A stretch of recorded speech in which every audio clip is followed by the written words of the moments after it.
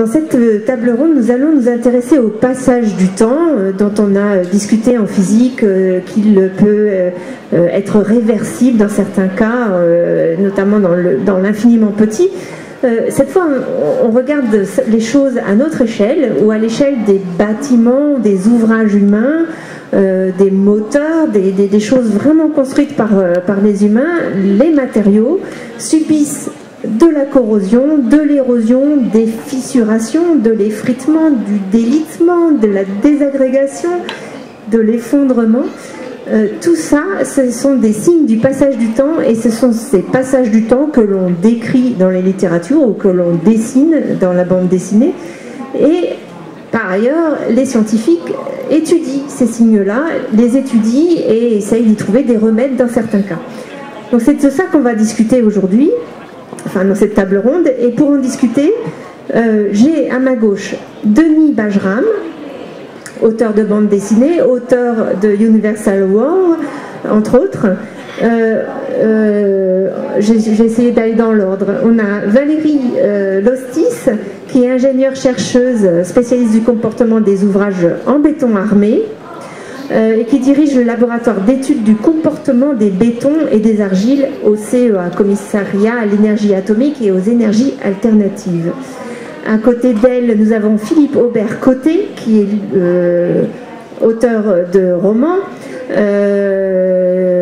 sous diverses influences, qui a fait des études de biologie, qui a fait de la bioéthique aussi, et qui s'intéresse notamment à la question des nanotechnologies, entre autres, et dont le dernier roman paru est Le jeu du démiurge.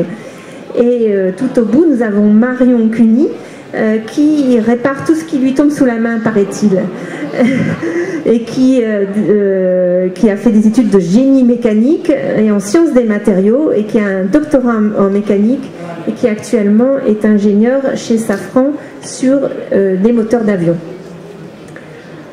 Alors, première question que je voudrais poser aux créateurs, aux gens qui sont dans l'imaginaire et qui décrivent les choses, que ce soit par le dessin ou par les mots. Quand vous voulez décrire le passage du temps, sur quels détails, sur quels éléments allez-vous vous reposer pour le faire au mieux? Quels mots, quel dessin, quelle particularité du dessin? Qui veut commencer?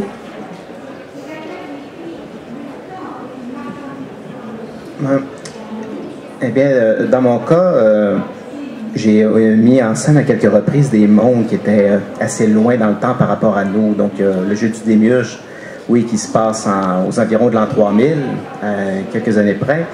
Et j'ai aussi fait une novella un peu post-apocalyptique, ça va être dans la lignée de la table ronde précédente, qui s'appelle Pour l'honneur d'un homme.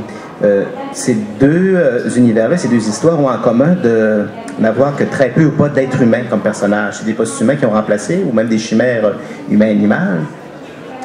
Et j'ai employé certains stratagèmes, mais quand même différents un peu, parce que c'est pas c'est pas le même type de science-fiction non plus.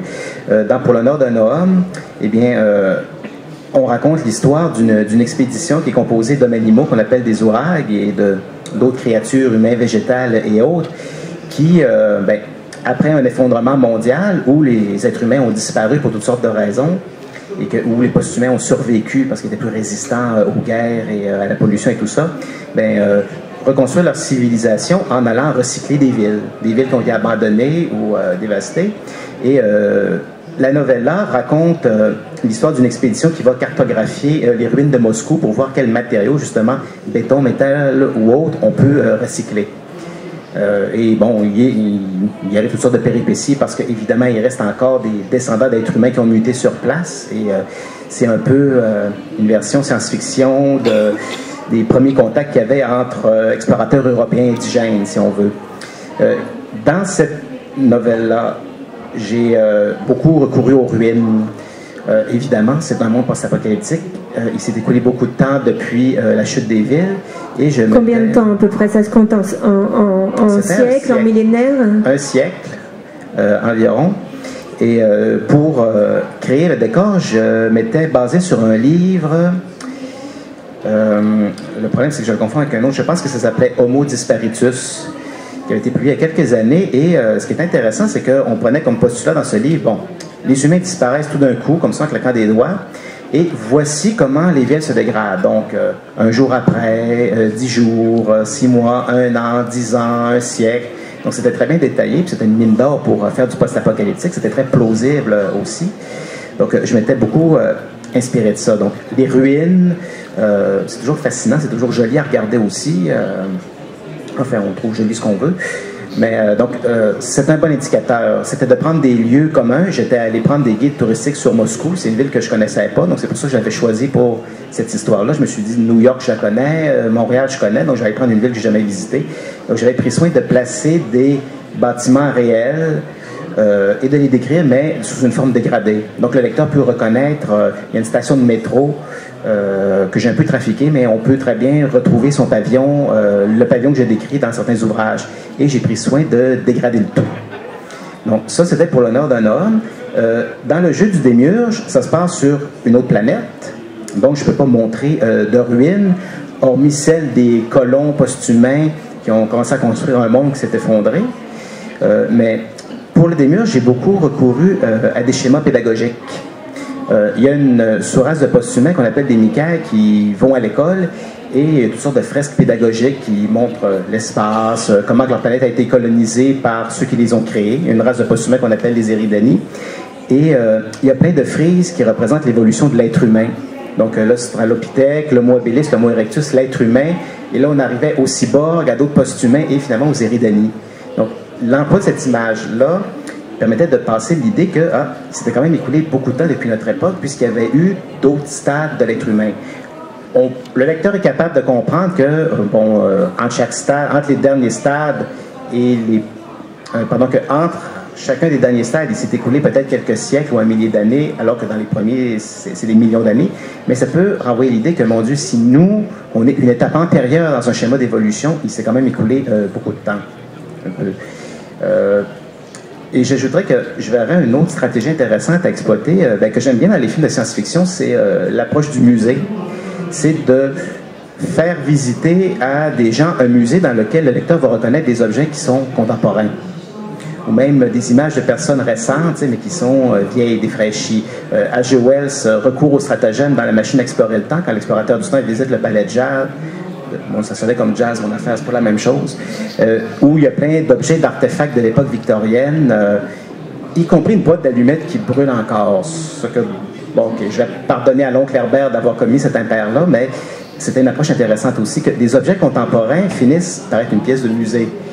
Et à une époque où j'ai donné des cours d'histoire des sciences à l'Université du Québec à Chicoutimi, comme chargé de cours, je parlais du post-humanisme à mes étudiants dans le volet éthique, dans le chapitre sur la science du futur, et je leur avais dit, imaginez, si un jour l'humanité est remplacée par autre chose, peu importe ce que cette autre chose est, peut-être qu'eux vont regarder des photos de nous aujourd'hui dans un musée, puis ils vont se dire, mon Dieu, c'était nos ancêtres, tout comme nous, on regarde des images d'Australopithèque aujourd'hui.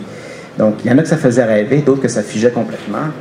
Mais cette idée-là du musée, que nous, on peut être une pièce de musée, ça peut être aussi une stratégie intéressante. Denis, en dessin. Il y a déjà beaucoup d'albums fondateurs de la science-fiction en bande dessinée qui sont des albums de destruction. Le premier Valérian, La Cité des eaux mouvantes, donc tout le monde, je pense, se souvient de la couverture d'un New York envahi par la jungle avec des immeubles dégradés. On est dans cette idée-là d'un futur possible qui est celui du futur détruit. Donc, et c'est des images qui sont extrêmement belles à faire et très satisfaisantes à regarder en général.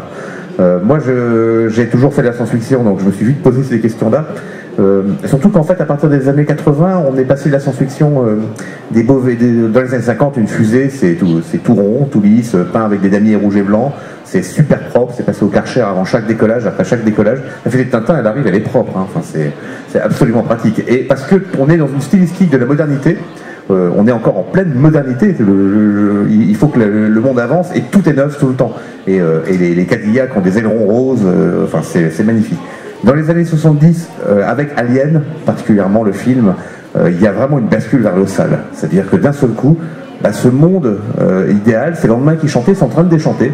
il y a eu la crise économique, il y a le Vietnam, il y a tout ça, et on commence à représenter le futur comme ce futur qui serait sale, qui aurait vieilli, qui serait pas si beau que ça. Et moi je suis de ces générations-là, donc très naturellement quand j'ai commencé sur mon premier album Cryozone, je me suis posé la question de savoir si mon vaisseau qui était tout neuf, alors c'était un vaisseau qui devait aller coloniser une planète, qui venait d'être construit, où il y avait 10 000 personnes en cryogénie, j'ai commencé à le dessiner tout propre, et je me suis dit, c'est pas possible quoi. Ça, tout propre, ça ressemblait à un iPod neuf, quoi. Et ça n'allait pas. Et je l'ai fait sale alors qu'il était neuf, en me disant, les gars, ils ont mis quand même peut-être une décennie à construire ça. Et il y a déjà des parties dans l'atmosphère artificielle qui ont commencé à avoir des petites pointes de rouille, des petits éclats, etc. Et en plus, alors, au milieu de l'histoire, il y a la cryogénie a un petit problème, et en fait, les gens se réveillent, mais zombies. Donc faire des zombies dans l'espace, dans un truc tout neuf, ça aurait vraiment été très bizarre. Donc voilà, ce premier livre a tout de suite été marqué par ce... Alors j'avais regardé ce que faisait par exemple Otomo dans Akira, le manga japonais de référence à l'époque, et je m'étais demandé comment il arrivait à faire ce Neo-Tokyo qui était à la fois constitué de buildings qui avaient l'air de faire 2 km de haut, mais qui avait l'air d'être en mauvais état. Et alors j'ai regardé de près à l'ancrage, c'était très drôle, il faisait un trait droit, et puis il passe un deuxième trait tremblotant qui coupait plus ou moins ce trait-là. Et c'était exactement ça, c'est-à-dire le truc tout neuf et qui est déjà ébréché. Et j'ai commencé à réfléchir par rapport au fait que voilà, la ligne, il fallait à la fois qu'elle soit nette et à la fois détruite pour que déjà, dès le graphisme, il y ait ce sentiment de saleté. Donc dans Universal War 1, là on est vraiment dans des fleuves spatiales qui ont l'air de traîner dans l'espace depuis déjà 20 ans, comme un bateau. Les vaisseaux sont aussi sales que s'ils avaient été dans l'eau de mer en fait. Et c'est vrai qu'il n'y a rien de plus beau que l'usure de l'eau de mer, cette corrosion comme ça. Quand on est graphiste, on a toujours envie de prendre des photos de bouts de coque, on a des espèces de mélange de la peinture d'origine, de la rouille qui est en train d'envahir, etc. Voilà, donc la représentation du temps en dessin, elle est avant tout dans l'usure des matériaux. C'est vraiment un vrai plaisir. Donc